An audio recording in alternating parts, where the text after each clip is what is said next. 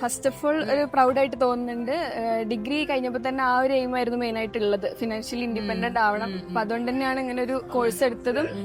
പണ്ടൊക്കെ ഇങ്ങനെ കുറെ പഠിക്കണം ആ ഒരു ഇതായിരുന്നു, പക്ഷെ അതിലൊക്കെ ഉപരി നമ്മൾ first of all financially independent ആവാൻ എന്നുള്ളതാണ് മെയിൻ എന്ന് പിന്നെ മനസ്സിലായി. ഡിഗ്രി ഒക്കെ കഴിഞ്ഞിട്ട് കൂടുതൽ കുട്ടികൾക്ക് എന്ത് ചെയ്യണം എന്നൊരു ഐഡിയ ഇല്ലാതെയാണ് എല്ലാവരും ഇരിക്കുന്നത്.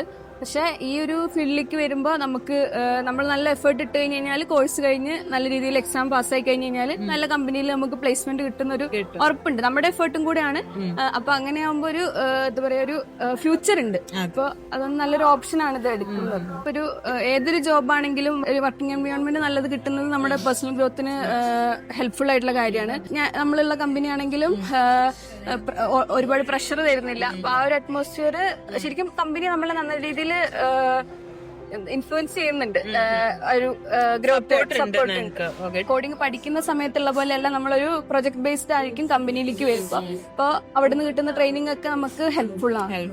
വർക്ക് ഫ്രം ഹോം ഒരു ഇനീഷ്യൽ സ്റ്റേജിലൊന്നും നമുക്ക് കിട്ടില്ല, പക്ഷെ മൂവിങ് ഫോർവേഡ് നമ്മുടെ വർക്ക് പോലെ ഇരിക്കും. നമ്മൾ നല്ല രീതിയിൽ നമ്മുടെ ഔട്ട്പുട്ട് കൊടുത്തു കഴിഞ്ഞാൽ ഉറപ്പായിട്ടും കിട്ടും.